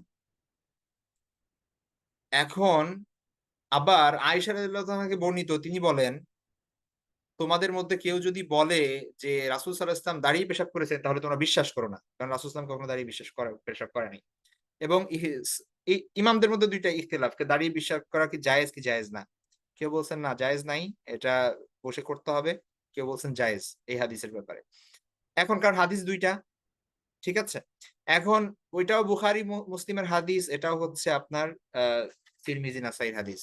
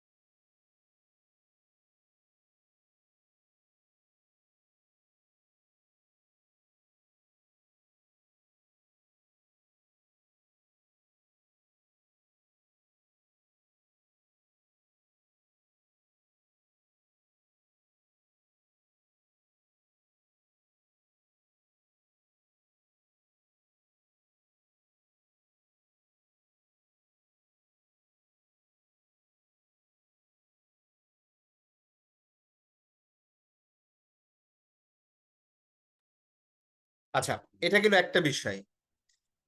আরেকটা উদাহরণ দেই যে ইবনে ওমর রাদিয়াল্লাহু তাআলা থেকে বর্ণিত। আ দেখেন কিবলার দিকে পিঠ দিয়ে বা মুখ দিয়ে ও যে পেশাব করা বা পায়খানা করা যাবে কিনা। ঠিক আছে? ইবনে ওমর রাদিয়াল্লাহু তাআলা বলেন যে আমি ইবনে ওমর হচ্ছে হাফসা রাদিয়াল্লাহু তাআলা আনহার ভাই। মানে ওমর রাদিয়াল্লাহু তাআলার ছেলে ইবনে ওমর, আব্দুল্লাহ ইবনে ওমর এবং হাফসা রাদিয়াল্লাহু তাআলা আনহা হচ্ছে রাসূল সাল্লাল্লাহু আলাইহি ওয়াসাল্লামের ওয়াইফ এবং ওমর রাদিয়াল্লাহু তাআলার মেয়ে। তার মানে হচ্ছে রাসূল সাল্লাল্লাহু আলাইহি ওয়াসাল্লামের শালা ইবনে ওমর। তো শালা আসছে বোনের বাড়িতে, ছোট মানুষ। তো সে বাড়ির ছাদে উঠছে। উঠে দেখে তো তখনকার বাথরুমের উপরে ছাদ ছিল না। তো রাসূল সাল্লাল্লাহু আলাইহি ওয়াসাল্লাম তখন ওয়াশরুমে ছিলেন। তো উমর রাদিয়াল্লাহু আনহু বর্ণনা করেন যে আমি দেখেছি আল্লাহ রাসূল সাল্লাল্লাহু আলাইহি ওয়াসাল্লামকে কিবলার দিকে কিবলার দিকে পিঠ দিয়ে তিনি কি করেছেন? তার প্রয়োজন পূরণ করেছেন। সহিহ বুখারী, মুসলিমের হাদিস। মুত্তাফাকুন আলাইহ। আবার আবু আইয়ুব আনসারী রাদিয়াল্লাহু তাআলা আনহু থেকে বর্ণিত তিনি বলেন যে রাসূল সাল্লাল্লাহু আলাইহি ওয়াসাল্লাম বলেছেন যে তোমরা যখন পেশাব পায়খানা করতে যাও তখন কেবলার সামনে রেখে বা পিছনে রেখে বসো না। এবং এমনকি যখন আবু আইয়ুব রাদিয়াল্লাহু তাআলা আনহু ইসলামের বিজয় হওয়ার যুগে যখন তিনি সিরিয়াতে গেলেন তখন দেখলেন যে সেখানের যে বাথরুম গুলো সেগুলো কেবলার দিকে মুখ দিয়ে বানানো। কারণ তারা তো মুসলিম ছিল না। তো তখন তারা বাথরুম ইউস করত ঘুরে গিয়ে মানে উল্টা দিক মানে কাত হয়ে এমনভাবে বসতো যাতে কিবলার দিকে মুখ করতে না হয়। ঠিক আছে? এবং এইজন্য তারা মনে, মনে ইস্তেগফারও করত। আল্লাহর কাছে ক্ষমা প্রার্থনা করত। সহিহ বুখারী, মুসলিমের হাদিস, তিরমিজি, ইবনে মাজার হাদিস। এখন দেখেন আপনি যখন এই ২ টা হাদিস সামনে রাখবেন, এখন কি ডিসিশন নিতে হবে এ ব্যাপারে? ঠিক আছে? এখন এটা কি জায়েজ না? আল্লাহ রাসূল সাল্লাল্লাহু আলাইহি ওয়াসাল্লাম নিজে কিবলার দিকে পিঠ করে ছিলেন। এটা ইবনে ওমরের হাদিস, সহিহ বুখারীর হাদিস, মুসলিমের হাদিস। আবার আবু আইয়ুব আল আনসারী রাদিয়াল্লাহু তাআলা আনহু অ্যা বর্ণনা করছেন যেটা নিষেধ করেছেন আল্লাহ রাসূল সাল্লাল্লাহু আলাইহি ওয়াসাল্লাম। তো এখন আপনি কি করবেন এখানে? ঠিক আছে? তো এই যে পার্থক্যগুলো, এই পার্থক্যগুলো আমাদের জানা নাই। জানা না থাকার কারণে এই হাদিসগুলো আমাদের জানা না থাকার কারণে আমরা শুধু দেখছি যে এক হুজুর এই কথা বলতেছে, আরেক হুজুর আরেক কথা বলতেছে। আর আমরা মনে করতেছি একই অবস্থা। তো এই পার্থক্যগুলো থাকবেই। এটা কখনোই মিটানো যাবে না। এটা সম্ভবই না। আপনি হয়তোবা অনেক গবেষণা করে এখন বলবেন, ইবনে ওমর ছোট ছিল। আ সে কি দেখছে না দেখছে। অথবা হচ্ছে হয়তো আল্লাহ রাসূল সাল্লাল্লাহু আলাইহি ওয়াসাল্লামের আ ঠিক আছে? সে ভালো করে দেখতে পারে নাই উপর থেকে। ইত্যাদি বিভিন্ন ধরনের মানুষ বিভিন্ন ধরনের এক্সাম্পল দিবে। বিভিন্ন একেক স্কলার একেক কথা একেকভাবে এটা এক্সপ্লেইন করবেন। কেউ বলবেন যে ১ম দিকে হয়তোবা জায়েজ ছিল। পরে নিষেধ করছেন আল্লাহ রাসূল সাল্লাল্লাহু আলাইহি ওয়াসাল্লাম। ইবনে ওমর যখন দেখছে তখন সেটা ইসলামের ১ম যুগে ছিল। পরে যখন নিষেধ করা হয়েছে তখন আইয়ুব রাদিয়াল্লাহু তাআলা সেই হাদিসটা হচ্ছে পরবর্তী সময়ের। এটাও হতে পারে। আবার কেউ বলবেন যে না, না আর যদি এটা বাথরুম আবদ্ধ জায়গায় হয় তাহলে এটা পিঠ দিতেও পারেন, কেবলার দিকে মুখ করে বসতে পারেন কোন সমস্যা নাই। কিন্তু যদি এটা খোলা প্রান্তর হয় তাহলে এখানে পিঠ দেওয়া, মুখ দেওয়া যাবে না কিবলার দিকে। এটা একটা এক্সপ্লেনেশন। এভাবে স্কলাররা এটা বোঝার চেষ্টা করছেন এবং বিভিন্নভাবে এক্সপ্লেইন করছেন। এবং এক্সপ্লেইন করতে গিয়ে দেখা যাচ্ছে যে একজনের সাথে আরেকজনের মতবিরোধ হইছে। এটা এই কারণে না যে তারা ইসলাম পালন করতে চান না, তারা রাসূল সাল্লাল্লাহু আলাইহি ওয়াসাল্লামের পথ অনুসরণ করতে চান না। এই কারণে তারা মতবিরোধ করছেন। ব্যাপারটা এরকম না। ঠিক আছে? এখন আমাদের মধ্যে এই ধরনের টেনডেন্সি যে কেউ আপনার বিরুদ্ধে বল আ আপনি যে আমলটা করতেছেন কেউ আরেকজন করতেছে, আপনি তাকে বলবেন বেদাতি, আপনি তাকে বলবেন যে আল্লাহ রাসূল সাল্লাল্লাহু আলাইহি ওয়াসাল্লামের হাদিস সত্ত্বেও এটা বিরোধিতা করতেছে। অথচ আরেকটা যে হাদিস আছে আপনি সেটা জানেন না। তো এই বিষয়গুলো আমাদের একটু খেয়াল রাখতে হবে আরকি, হ্যাঁ? তারপরে আরো অনেক কারণ এখানে দিতে পারি। আমি সব এক্সাম্পল এখানে আনিনি। ধরে যদি এক্সাম্পল আনতে হয় অনেক সময় লাগবে। সাহাবীদের ভিন্ন আমল ছিল অনেক ক্ষেত্রেই। এরকম এখানে তো জাস্ট আমি ২ টা উদাহরণ আনছি। আরো উদাহরণ আনা যায়। যেমন ধরেন নিজের লজ্জাস্থান স্পর্শ করলে সেটা কি ওযু ভেঙে যাবে কি যাবে না? ২ ধরনের হাদিস আছে আল্লাহ রাসূল সাল্লাল্লাহু আলাইহি ওয়াসাল্লাম থেকে। ঠিক আছে? ২ ধরনের হাদিস আছে। এখন আপনি কি করবেন এখানে? আ একটা হাদিস আছে যে আল্লাহ রাসূল সাল্লাল্লাহু আলাইহি ওয়াসাল্লাম বলছেন যে যদি কি স্পর্শ লাগে তাহলে কি করতে হবে? ওযু করতে হবে। আবার আরেকটা হাদিসে আছে যেখানে একজন সাহাবী আল্লাহ রাসূল সাল্লাল্লাহু আলাইহি ওয়াসাল্লামের কাছে সে জিজ্ঞেস করেছেন, "হে আল্লাহর রাসূল যদি আমরা লজ্জাস্থানে স্পর্শ করি তাহলে কি ওযু করতে হবে?" তখন তিনি বললেন যে, "না কেন? এটা তো তোমার শরীরেরই একটা অংশ। এটা তো জাস্ট একটা মাংসের টুকরা।" তাইলে এখন আপনি মানে কোন দিকে যাবেন? ২ টা হাদিস সামনে রেখে। ঠিক আছে? এখন বিভিন্নভাবে স্কলাররা এই বিষয়গুলোকে সামঞ্জস্য আ দেওয়ার চেষ্টা করেছে। ঠিক আছে? সামঞ্জস্যতা বিধানের চেষ্টা করেছেন এবং চেষ্টা করতে গিয়ে দেখা যাচ্ছে তাদের মধ্যে ইখতিলাফ হয়েছে। এখন এই ইখতিলাফগুলো কে সঠিক আর কে ভুল এটা তো বলা যাচ্ছে না। কারণ যে গবেষণা করতেছে, যে ফলাফলটা দাঁড়াচ্ছে তার কাছে মনে হচ্ছে এটা সঠিক।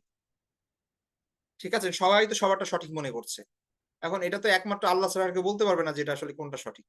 তো এইজন্য এই বিষয়গুলো নিয়ে যদি আমরা বাড়াবাড়ি করি, যদি মনে করি যতক্ষণ না সে আমার উপর আমল করবে ততক্ষণ পর্যন্ত সে সঠিক পথে নাই, তাহলে তো আসলে কিয়ামত পর্যন্ত নিজেদের মধ্যে এই ধরনের বিভেদ তৈরি মানে চলতে থাকবে। বরং আমাদের মনে রাখতে হবে যে এগুলো ২ জনই ঠিক আছে। আমি এভাবে আমল করছি এটাও ঠিক আছে। আরেক ভাই আরেক হাদিসের উপর আমল করছে সেটাও ঠিক আছে। এবং নিজেদের মধ্যে ভ্রাতৃত্ববোধ, পরস্পর ভালোবাসা এই জিনিসগুলো ঠিক থাকবে। ঠিক আছে? আরেকজনকে বেদাতি, আরেকজনকে বিভিন্ন ট্যাগ দিয়ে বিভিন্ন খারাপভাবে কথা বলা, ঝগড়াঝাটি করা এই জিনিসগুলো হচ্ছে বিভেদ তৈরি করা আমাদের মধ্যে। এই জিনিসগুলো করা যাবে না। এরকম আরো অনেক বিষয় আছে। সাহাবীদের ভিন্ন আমল অসংখ্য বিষয় আছে এমন যে বিষয়গুলোকে সাহাবীদের ভিন্ন আমল ছিল। বিভিন্ন বিষয়। আমি এক্সাম্পল এখানে দিতে পারছি না। অনেক আছে। হাদিস গ্রহণযোগ্য ও প্রত্যাখ্যানের ব্যাপারে মূলনীতি, মাপকাঠির ভিন্নতা। যেমন ধরেন কোন স্কলারের মতে এই হাদিসটা সহিহ আবার কারো মতে এই হাদিসটা দয়ীফ। এখন যার কাছে সহিহ সে তো এই আমল করবে, যার কাছে দয়ীফ সে তো এই আমল করবে না। তো ব্যাপারটা এরকম। এ ধরনের আমি জাস্ট সংক্ষেপে বললাম। এরকম আরো বিভিন্ন বিষয় আছে। তারপরে আপনার আ বিপরীতমুখী বর্ণনার মাঝে প্রাধান্য দেওয়ার মূলনীতিসমূহে মতভিন্নতা। বিপরীতমুখী এই যে ২ টা যেটা আমরা অলরেডি যে হাদিসের মধ্যে দেখলাম, ২ টা বিপরীতমুখী বর্ণনা। এক হাদিসে এই বলতেছে, আরেক হাদিসে এই বলতেছে। এখন প্রাধান্য যে দিতে হবে কোনটাকে প্রাধান্য দিব? এই ক্ষেত্রে কিছু মূলনীতি আছে। একেক স্কলারের একেক ধরনের মূলনীতি আছে। ঠিক আছে? তো সেই মূলনীতিগুলোর আলোকে তারা কি করতেন? আ মাসআলা বলতেন। এখন তাদের মূলনীতির মধ্যে পার্থক্য থাকার কারণে তাদের আমলের মধ্যেও পার্থক্য হয়ে গেল। তারপরে নাসেখ মানসুখ। নাসেখ বলা হয় যে রহিতকারী। আর মানসুখ মানে হচ্ছে যেটা রহিত। অর্থাৎ অনেক সময় এমন আছে যেমন ধরেন একটা সময় মুসলমানরা বাইতুল মাকদাস অর্থাৎ জেরুজালেমের দিকে মুখ করে কি করত? নামাজ পড়ত। ঠিক আছে? এখন ধরেন একটা উদাহরণ দেই। যেটা অতীতে মানে বাস্তবে হয় নাই। কিন্তু আমি একটা হাইপোথেটিক্যাল একটা সিচুয়েশন বলতেছি। জাস্ট একটু ইমাজিন করেন যে একজন সাহাবী যিনি ইসলামের একদম ১ম যুগে মদিনাতে ছিলেন, তিনি দেখলেন যে সবাই কোথায় নামাজ পড়ে? মুকাদ্দাসের দিকে ফিরে। তারপরে তিনি কি করলেন? সেখান থেকে চলে গেলেন। মদিনা থেকে অনেক দূরে চলে গেলেন এবং সেখানে সারা জীবন কাটালেন। ইসলামের দাওয়াত দিলেন মানুষকে।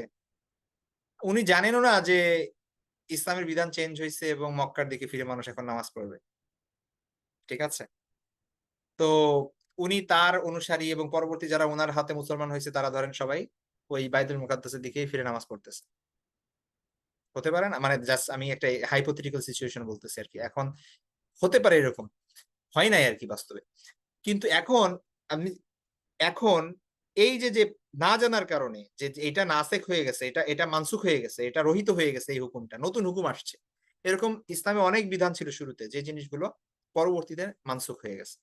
ঠিক আছে? পরবর্তীতে এটা রহিত হয়ে গেছে। নতুন বিধান আসছে। এখন সাহাবীদের কাছে ওই ব্যাপারটা স্পষ্ট ছিল না বা ইমামদের কাছে ওই ব্যাপারে স্পষ্ট ছিল না। যারা এই বিষয়গুলো নিয়ে ফিকহ চর্চা করেছেন বা এগুলো লিপিবদ্ধ করেছেন, সংকলন করেছেন তাদের কাছে স্পষ্ট ছিল না যে কোনটা আগের কোনটা পরের। তাদের কাছে ২ ধরনের বর্ণনা আসছে। কিন্তু তারা বুঝতে পারেন না যে এটা আগের না ওইটা পরের। এটা মানসুখ না ওইটা মানসুখ। ঠিক আছে? এই কারণে মতভিন্নতা তৈরি হয়েছে। তারপরে ধরেন সাহাবায়ে কেরাম কর্তৃক কারণ না জানা। আল্লাহ রাসূল সাল্লাল্লাহু আলাইহি ওয়াসাল্লাম কি কারণে করছেন? যেমন ধরেন আল্লাহ রাসূল সাল্লাল্লাহু আলাইহি ওয়াসাল্লাম সবসময় একটা উদাহরণ দেই। যেমন ধরেন আল্লাহ রাসূল সাল্লাল্লাহু আলাইহি ওয়াসাল্লাম ইবাদত করছেন, দেখে সাহাবায়ে কেরাম করছেন। কিন্তু কোনটা ফরজ, কোনটা ওয়াজিব, কোনটা সুন্নাত এত ডিটেইলস এ ভাগ ছিল না সেই সময়। যেমন বেতের নামাজ। হানাফি স্কলাররা বলেন যে সেটা হচ্ছে ওয়াজিব। আবার অন্যান্য মাযহাবে বলা হচ্ছে যে সেটা হচ্ছে সুন্নাতে মুআক্কাদা। সেটা ওয়াজিব না, সুন্নাত। এখন ওয়াজিব না সুন্নাত এটার পার্থক্য এখন কিভাবে তৈরি করবেন? ঠিক আছে? এটা তো আল্লাহ রাসূল বলে যান নাই। আর সাহাবায়ে কেরাম যেমন ধরেন আব্দুল্লাহ ইবনে উমর রাদিয়াল্লাহু আনহুর কাছে এসে এক ব্যক্তি জিজ্ঞেস করল যে, "বেতের নামাজ কি ওয়াজিব না সুন্নাত?" তিনি বললেন যে, "আল্লাহ রাসূল সাল্লাল্লাহু আলাইহি ওয়াসাল্লাম সবসময় করতেন। সাহাবায়ে কেরামও সবসময় সেটা আদায় করতেন। আ ব্যাস আমরাও আদায় করি।"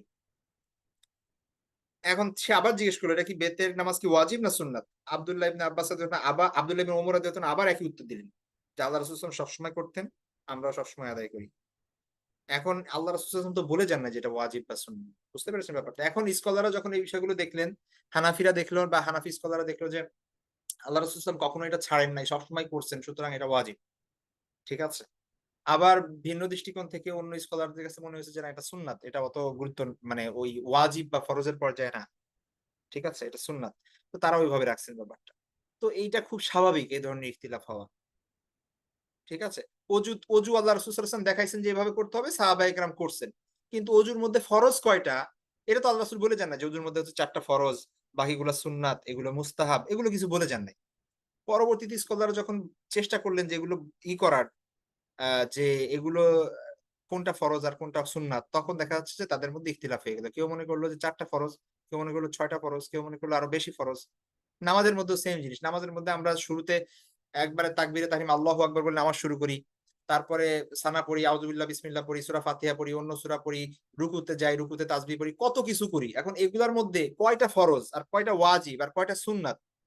কোনটা ওয়াজিব, কোনটা ফরজ, কোনটা সুন্নাত এটা কিভাবে ডিসাইড করবেন? এখন এখানে স্বাভাবিকভাবে মতভিন্নতা হওয়া স্বাভাবিক। কারো কাছে দেখা যাচ্ছে যে রুকুতে গিয়ে তাসবিহ পড়া সুন্নাত, কারো কাছে এটা ওয়াজিব। ঠিক আছে? কারো কাছে রব্বানা লাকাল হামদ পড়া সুন্নাত, কারো কাছে ওয়াজিব। তো এগুলো হচ্ছে এই ধরনের পার্থক্য তৈরি হয়েছে। এটা খুবই স্বাভাবিক ব্যাপার। তারপরে আবার অনেক সময় এমন হয়েছে যে আ বিষয়টা হচ্ছে একটা বিশেষ হুকুম, একটা খাস হুকুম। খাস শব্দের অর্থ হচ্ছে বিশেষ। যেটা বিশেষ মানে হচ্ছে আ যেটা হচ্ছে আপনার একজন ব্যক্তির সাথে নির্দিষ্ট। সেটাকে ব্যাপক মনে করা। ধরেন আল্লাহ রাসূল সাল্লাল্লাহু আলাইহি ওয়াসাল্লামের কাছে একজন সাহাবী আসছে, তাকে আল্লাহ রাসূল সাল্লাল্লাহু আলাইহি ওয়াসাল্লাম এই পরামর্শটা দিয়েছেন। ঠিক আছে? ওইটা শুধুমাত্র তাকে দিয়েছেন, তাকেই উদ্দেশ্য ছিল। কিন্তু এটা পরবর্তীতে বর্ণিত হয়েছে এবং সবাই সে আমল করা শুরু করে দিয়েছে। তো এরকম অনেক বিষয় হতে পারে এরকম। ঠিক আছে? যে বিষয়টা একজন ব্যক্তির জন্য ছিল শুধুমাত্র নির্দিষ্ট কিন্তু এটা ব্যাপক মনে করা হয়েছে। অথবা কোনো একটা বিষয় ব্যাপক ছিল কিন্তু এটাকে শুধু নির্দিষ্ট মনে করা হয়েছে। এই কারণেও অনেক সময় ইখতিলাফ হয়েছে। রাসূল সাল্লাল্লাহু আলাইহি ওয়াসাল্লামের একটি কাজ বিভিন্নভাবে বর্ণিত হওয়া। রাসূল সাল্লাল্লাহু আলাইহি ওয়াসাল্লাম যেমন ধরেন রাসূল সাল্লাল্লাহু আলাইহি ওয়াসাল্লামের হজের ব্যাপার। রাসূল সাল্লাল্লাহু আলাইহি ওয়াসাল্লাম জীবনে হজই করছেন একবার ফরজ হজ। একদম শেষ বিদায় হজ। এইটা নিয়ে অসংখ্য ইখতিলাফ আছে। যে এই হজটা কি হজ? এটা কি হজ্জে তা ছিল তামাত্তু ছিল না হজ্জে ছিল কি বলে আপনার ইফরাত ছিল। ঠিক আছে? না হজ্জে কিরান ছিল। এ এ এটা নিয়ে আপনার কি আছে ইখতিলাফ আছে ইসের মধ্যে। সাহাবীদের মধ্যে ইখতিলাফ ছিল, যার কারণে পরবর্তীতে স্কলারদের মধ্যে ইখতিলাফ হয়েছে। ঠিক আছে? এই কারণে এটাও ইখতিলাফ হয়েছে যে কোন হজ করা উত্তম? হজ্জে তামাত্তু করা উত্তম নাকি অন্য হজ করা উত্তম? কারণ এটা ডিপেন্ড করতেছে যে আল্লাহ রাসূল যেটা করছেন সেটাই করা উত্তম। এখন এইখানেই ডিবেট যে আল্লাহ রাসূল আসলে কি করছেন? কারণ একেক সাহাবী একেক দৃষ্টিভঙ্গিতে দেখছেন।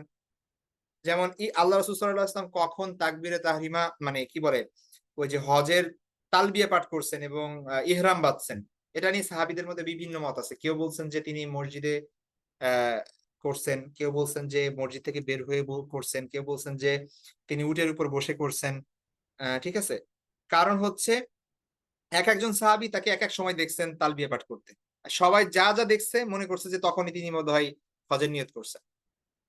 তো এইটা রাসূল সাল্লাল্লাহু আলাইহি ওয়াসাল্লামের একটা কাজ বিভিন্ন সাহাবী বিভিন্ন দৃষ্টিভঙ্গিতে দেখছেন এবং তাদের কাছে বিভিন্ন রকম মনে হইছে। যার যেভাবে দেখছেন তার কাছে সেটা মনে হইছে এবং সে সেভাবে পরবর্তীদের কাছে বর্ণনা করছেন। তার ছাত্ররা তাবেয়ীরা পরবর্তীতে সেটাকে সেভাবে নিছেন এবং সেভাবে লিখছেন এবং সেভাবেই তারা আমল করছেন। এভাবে দেখা যাচ্ছে যে পার্থক্য হয়ে গিয়েছে। তো এটা জাস্ট একটা উদাহরণ হজের ক্ষেত্রে। এরকম আরো অনেক বিষয় আছে। তারপর রাসূল সাল্লাল্লাহু আলাইহি ওয়াসাল্লামের কোন একটা কাজকে সাধারণ অভ্যাস হিসেবে গ্রহণ করবে নাকি সুন্নাত হিসেবে গ্রহণ করবে? ধরেন একটা উদাহরণ দেই। সেটা হচ্ছে রাসূল সাল্লাল্লাহু আলাইহি ওয়াসাল্লাম হজে গেছেন যখন একটা আবতা নামে একটা জায়গা আছে। তিনি সেখানে অবস্থান করছিলেন। এখন তিনি যে অবস্থান করছেন এটা কি স্বাভাবিকভাবেই অবস্থান করছেন এমনিই অভ্যাসগতভাবে? নাকি এটা হজের একটা আমল হিসেবে সেখানে অবস্থান করছেন? ঠিক আছে? এ এ ধরেন আবু হুরায়রা রাদিয়াল্লাহু তাআলা আনহু, আব্দুল্লাহ ইবনে উমর রাদিয়াল্লাহু তাআলা তাদের মতো এটা হজের একটা আমল সমূহের একটা যে হাজীদের সেখানে অবস্থান করা সুন্নাত। যেহেতু আল্লাহ রাসূল সাল্লাল্লাহু আলাইহি ওয়াসাল্লাম অবস্থান করছেন আবতানা। আবার অন্যদের মতে জাস্ট সেখানে এমনি অবস্থান করছেন। এটা হজের কোন বিষয় না। তাই না? তাইলে তো আল্লাহ রাসূল সাল্লাল্লাহু আলাইহি ওয়াসাল্লাম উটে যেই রাস্তা দিয়ে গেছে ওই রাস্তা দিয়েই শুধু যাইতে হবে ওইটাই সুন্নাত। উট যেখানে দাঁড়াইছে পানি খাইতে ওইখানে ওইখানে সবার পানি খাওয়া সুন্নাত। মানে প্রত্যেকটা বিষয় যদি এরকম হয় তাহলে তো ব্যাপারটা এরকম হবে। তো এরকম আল্লাহ রাসূল সাল্লাল্লাহু আলাইহি ওয়াসাল্লামের থেকে দেখছেন সাহাবীরা তারা নিজেদের মতো করে মনে করছেন। কেউ মনে করছেন এটা সুন্নাত আমল হিসেবে আল্লাহ রাসূল করছেন। কেউ মনে করছেন এটা নিজের অভ্যাস হিসেবে করছেন।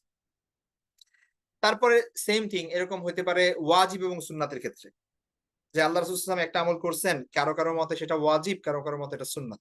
যেটা বিতের কথা বললাম অলরেডি। ঠিক আছে? এরকম। তারপরে আবার অনেক ক্ষেত্রে এমন হয়েছে যে, যে বিধান বা হুকুম সেইটার মূল কারণ, ইল্লত, কার্যকারণ সেটার ব্যাপারে মতভিন্নতা। ঠিক আছে? এটার আসলে কি কারণে এই হুকুমটা দেওয়া হইছে? বা কি কারণে আল্লাহ রাসূল সাল্লাল্লাহু আলাইহি ওয়াসাল্লাম এমনটা বলছেন? এই মতভিন্নতার কারণে হচ্ছে আপনার আ পরবর্তী সাহাবীদের মধ্যে ইখতিলাফ ছিল। পরবর্তীতে স্কলারদের মধ্যে ইখতিলাফ হইছে। ঠিক আছে? ইমামদের মধ্যে ইখতিলাফ হইছে। তো যেমন ধরেন একবার একটা লাশ আল্লাহ রাসূল সাল্লাল্লাহু আলাইহি ওয়াসাল্লামের সামনে দিয়ে নিয়ে যাওয়া হচ্ছিল, তিনি দাঁড়িয়ে গেলেন। এখন কথা হচ্ছে যে তিনি কেন দাঁড়িয়ে গেলেন? এটা তো আর তিনি বলেননি। এখন ই ই স্কলারদের মধ্যে ২ ভাগ হয়ে গেছে। কেউ লাশ আসলে দাঁড়ায় যাইতে হবে। লাশ যদি সামনে দিয়ে নেয় তাহলে দাঁড়ায় যাওয়া সুন্নাত। আবার কেউ বলছেন না দাঁড়ায় যাওয়া সুন্নাত না। ঠিক আছে? এখন এই দলিল যে হাদিসে আছে কেউ এটা কার্যকারণ এখন কি? কি কারণে আল্লাহ রাসূল সাল্লাল্লাহু আলাইহি ওয়াসাল্লাম দাঁড়িয়েছেন? কেউ বলছেন যে রাসের সাথে ফেরেশতারা ছিল। ফেরেশতাদের সম্মানে আল্লাহ রাসূল সাল্লাল্লাহু আলাইহি ওয়াসাল্লাম দাঁড়িয়েছেন। ঠিক আছে? তো আবার কেউ বলছেন যে ওইটা একটা বিশেষ ছিল। শুধু আল্লাহ রাসূল সাল্লাল্লাহু আলাইহি ওয়াসাল্লামের সঙ্গেই খাস ছিল। এটা অন্যদের জন্য ছিল না। অন্যদের সাথে এই ব্যাপারটা ছিল। অন্যদের ক্ষেত্রে এটা প্রযোজ্য না। তো এই আরকি। তো এরকম নানান এলিমেন্টস আছে যেখানে ইখতিলাফ করার সুযোগ আছে এবং ইখতিলাফ হবেই এখানে। কিছু করার নাই। এখানে আপনি চাইলেও এটা সম্ভব না ইখতিলাফ গুলো দূর করা। এখন হয় আপনি এটা মেনে নিতে হবে যে না, আমি যেটা করছি সেটা ঠিক, অন্যরা যেটা করছে সেটাও হইতে পারে ঠিক। অথবা ঝগড়াঝাটি করে আমাদের দিন পার করতে পারি যে না আমি একলা ঠিক বাকি সবাই ভুল। এরকম দেখবেন বিভিন্ন উপলক্ষ আসলে এরকম ইখতিলাফ চলতে থাকে। রমাদান আসলে তারাবি নিয়ে শুরু হবে। তারপরে হচ্ছে আপনার আ কি বলে এরকম ঈদ আসলে আ ঈদের নামাজের তাকবীর নিয়ে শুরু হবে। তাই না? বিভিন্ন বিষয় আমাদের এরকম চলতে থাকে, ঝামেলা চলতে অথচ প্রত্যেকটার কিন্তু আলাদা দলিল আছে। ঠিক আছে? প্রত্যেকটার আলাদা দলিল আছে। তো যাই হোক এই ব্যাপারগুলো আমাদের বুঝতে হবে যে আসলে এই যে ইখতিলাফ গুলো এই ইখতিলাফ আসলে নিন্দনীয় কোনো ইখতিলাফ না। এগুলোর যথাযথ কারণ ছিল এবং সবাই চেয়েছে যার জায়গা থেকে যে সঠিকতা পালন করতে। কিন্তু তাদের যেহেতু মানুষ ভিন্ন, চিন্তাধারা ভিন্ন, এলেমের পরিধি ভিন্ন। তো যার কারণে দেখা যাচ্ছে যে কেউ এই ফলাফলে গিয়ে পৌঁছাইছে, কেউ ওই ফলাফলে গিয়ে পৌঁছাইছে। ঠিক আছে? কিন্তু এটা ২ জনের যেহেতু দলিল আছে, সুতরাং এখানে কাউকে ভুল বলা যাবে না। বরং এটা বলতে পারেন যে আমি তার থেকে আমারটা বেশি শুদ্ধ মনে হচ্ছে। এটা বলে আপনি আমল করতে পারেন। মানে আপনাদের বলছি না, আমি মানে আলেমদের কথা বলছি আরকি। বাকি আপনাদের জন্য যেটা করণীয় সাধারণ মানুষদের জন্য সেটা হচ্ছে আলেমদের কথা মতো যেকোনো আপনার মানে কাছে গ্রহণযোগ্য মনে হয় বা ভালো এলিম আছে, অনেস্ট এরকম একজন আলেমের পরামর্শ অনুযায়ী চলা। এটা হচ্ছে আপনার দায়িত্ব। আচ্ছা, এখানে এখানে রাসূল সাল্লাল্লাহু আলাইহি ইসলামের যুগ, সাহাবাদের যুগ, তাবিঈদের যুগ নিয়ে কিছু এখানে বিষয় দেওয়া আছে। হ্যাঁ? সেই ব্যাপারগুলো একটু পড়ে নিবেন। এখানে আসলে আ আমাদের সময়ও খুব কম। 10:30 বেজে যাচ্ছে। তো খুব বেশি আলোচনা করতে পারব না এখানে। জাস্ট এখানে পরে দেখেন ইখতিলাফি মাসআলাই বিষয় আমাদের শরঈ বিধান। ইবনে তাইমিয়া রাহিমাহুল্লাহ তাআলা সুস্পষ্টভাবে তার বক্তব্য আছে এখানে। যে ইবনে তাইমিয়া বলেন যে আমাদের নীতি সর্বাধিক সঠিক। যে ইবাদতের বিষয়ে একাধিক পদ্ধতি যদি গ্রহণযোগ্য বর্ণনায় পাওয়া যায়, তবে কোন পদ্ধতিকেই মাকরু বলা যাবে না। বরং সবগুলো শরীয়ত সম্মত হবে। ঠিক আছে? অর্থাৎ তিনি সুস্পষ্টভাবে বলছেন যে ইবাদতের ক্ষেত্রে বিভিন্ন বর্ণনায় বর্ণিত হয়ে যেসব আমল আসছে এগুলো সবই গ্রহণযোগ্য। এখানে এটা বলা যাবে না যে আমারটা ঠিক, তোমারটা ভুল। বলা যাবে না। ঠিক আছে? এরকম অসংখ্য বিষয় আছে। তো আ এগুলাকে বলা হয় ইখতিলাফে তানাবু। তানাবু মানে হচ্ছে যেখানে আপনার ইখতিলাফটা শরীয়ত সিদ্ধ। এখানে ইখতিলাফ করা যায়। সমস্যা নেই। ঠিক আছে? তো এই জিনিসগুলো আমাদের মাথায় রাখতে হবে। প্লাস এখানে বর্তমান যুগে আমাদের আ রাবিতাতু আলামিল ইসলামী এটা আপনার সারা বিশ্বের মুসলিমদের আ একটা আপনার কি বলে মানে কি বলে একটা একটা স্কলারদের একটা বড় সম্মেলন আরকি। সেখানে ফিকহি যে সম্মেলন হয়েছিল সে ব্যাপারে সকল স্কলার সেখানে একমত হয়েছিল। ঠিক আছে? এখানে আ সকল মাযহাব এবং মাসলাকের বড়, বড় শায়েখদের স্বাক্ষর আছে সেখানে এখনো। সেখানে শায়েখ ইবনে বাজ থেকে শুরু করে এরকম আরো অনেক স্কলারের স্বাক্ষর পর্যন্ত আছে। যেখানে তারা এই ব্যাপারে এই ব্যাপারে তারা কি হয়েছে একমত হয়েছেন যে আকীদা বিশ্বাসগত ক্ষেত্রে আমাদের মতানৈক্য করা যাবে না। এখানে মতানৈক্য না হওয়া জরুরি। আর আহকাম ও বিধানের যে বিষয়গুলো আছে, অ্যা ইবাদত সংক্রান্ত যে বিষয়গুলো আছে, এই বিষয়গুলোর ক্ষেত্রে মতানৈক্যটা না হওয়া অসম্ভব। লা ইউমকিনু আল্লা ইয়াকুন। ঠিক আছে? আকীদাগত জায়গা থেকে ইয়াজিবু আল্লা ইয়াকুন অর্থাৎ মতভেদ না হওয়া জরুরি। আর আহকাম এবং বিধানগত যে বিষয়গুলো আছে সেগুলোর ক্ষেত্রে মতভেদটা না হওয়া অসম্ভব। সেটা আসলে সম্ভব নয়। মতভেদ যেভাবে কোরআন এবং হাদিস যেভাবে আছে বা সাহাবীদের আমল যেভাবে ছিল, সাহাবীদের সময় ইখতিলাফ ছিল। সুতরাং এখন আপনি ইখতিলাফ দূর করে দেওয়া এটা অসম্ভব। সম্ভব না কখনোই। তো এইজন্যে আব্দুল্লাহ জাহাঙ্গীর রহিমাহুল্লাহ তাআলা একটা কথা বলতেন যে, সাহাবীদের সময় যে ইখতিলাফ গুলো ছিল, সেই ইখতিলাফ থাকাটাই সুন্নাহ। আর সেই ইখতিলাফকে দূর করে দিতে চাওয়াটাই মূলত বিদআত এখানে। ঠিক আছে? তার মানে হচ্ছে আপনি একটা মত গ্রহণ করে বাকি সবগুলোকে বাদ দিয়ে দিচ্ছেন। ঠিক আছে? তার মানে তো আপনি অনেক সাহাবীদের আমলকে বাদ দিয়ে দিচ্ছেন, রাসূলের অনেক কথাকে বাদ দিয়ে দিচ্ছেন। তো এইজন্য এটা ঠিক না। এজন্য আমাদের বাড়াবাড়ি বর্জনীয়। এ ব্যাপারগুলো আমাদের কি করতে হবে? মাথায় রাখতে হবে যে ইমামগণ যারা লক্ষ, লক্ষ হাদিস মুখস্থ করেছেন, অনেক কষ্ট করেছেন। দিনের পর দিন রাত জেগে বছরের পর বছর তারা এই ফিক সংকলন করেছেন, গবেষণা করেছেন, চিন্তা করেছেন। আ ফিক বোর্ড ছিল, আলোচনা করেছেন। ইলম অর্জন করেছেন, ইলম শিক্ষা দিয়েছেন। সারা জীবন এর পিছে ছিলেন এবং তারা ফিক সংকলন করে গিয়েছেন। তারা নিজেদের খামখেয়ালি মতো নিজেদের প্রবৃত্তির অনুসরণ করে এই জিনিসগুলো করেন নাই। তাদের কাছে ধরেন ইমাম আবু হানিফা রহমাতুল্লাহ আলাইহি যে মাসালাটা বলে গিয়েছেন, তিনি তো সেটা যাচাই বাচাই করে সেইভাবেই করেছেন। হ্যাঁ, যদি এমন হয় যে ইমাম আব আ আবু হানিফা রহমাতুল্লাহ বলছেন যে আ এইটার মানে ইমাম আবু হানিফা রহমাতুল্লাহ যে কথা বলছেন সেটার কোন হাদিস নাই, দলিল নাই এবং এর বিপরীতে আরেকটা সুস্পষ্ট হাদিস আছে। সেটা আলাদা ব্যাপার। সেই ব্যাপার সেই ক্ষেত্রে তো সকল কোন ইমাম আবু হানিফা বলে কথা না। যেকোনো ইমামই হোক না কেন, কারোটাই গ্রহণযোগ্য না। কিন্তু যাদের দলিল আছে সেই ক্ষেত্রে শুধুমাত্র আপনার কাছে আপনার দলিলটা বেশি গ্রহণযোগ্য মনে হচ্ছে বলে অন্য সকলকে বাতিল বলে দিবেন। এইটা আসলে কোনো মাযহাব, কোনো মাসলাক, কোনো স্কলারের কথাই এটা হতে পারে না। ঠিক আছে? এই ব্যাপারে আমাদের এই বিষয়টা মাথায় রাখতে হবে। তো আমাদের আসলে আ মানুষ সাধারণভাবে এখন বিভ্রান্ত হয়, অনেক বাড়াবাড়ি থাকে। এই বাড়াবাড়ির কিছু কারণ এখানে দেওয়া আছে। একমুখী অধ্যয়ন, শুধু এক ধরনের বই পড়ে। আর এক ধরনের হুজুরদের ওয়াজ শুনে তার মানে অন্যদের প্রতি অন্তরে বিদ্বেষ, অন্যদের প্রতি অন্তরে শত্রুতা তৈরি হয়। ঠিক আছে? তো এই ধরনের আরো অনেক বিষয় এখানে দেওয়া আছে। সেগুলো একটু দেখে নিবেন আপনারা। পড়ে নিবেন ইনশাআল্লাহ উপকার হবে। তো আবারও বলছি এই প্রত্যেকটা বিষয় নিয়ে আলাদা, আলাদা ক্লাস হওয়ার দরকার। তাহলে হয়তোবা কিছুটা বুঝতে পারবেন যদি ডিটেইলস এ বলি। আমি খুব সংক্ষেপে বললাম যাতে সংক্ষেপে হইলেও এটা বুঝে আসে কিছুটা। কিন্তু এটার আসলে অনেক মানে ব্রডলি আরো পড়া উচিত যদি পুরোপুরি বুঝতে হয়। ঠিক আছে? তারপর আমাদের এই ক্লাস যেহেতু সংক্ষিপ্ত সময় ১ ঘন্টার ক্লাস। এই কারণে সেই অনুযায়ী কিছু কথা বলা হলো। আল্লাহ সুবহানাহু ওয়া তাআলা আমাদের সবাইকে বোঝার তৌফিক দান করুন। আমাদের লেট হয়ে গিয়েছে আজকে এ পর্যন্তই। আ ভালো থাকুন সবাই। নেক্সট ক্লাসে আবার দেখা হবে ইনশাআল্লাহ। দোয়া করেন। আল্লাহ হাফেজ। আসসালামু আলাইকুম ওয়া রাহমাতুল্লাহি ওয়া বারাকাতুহু।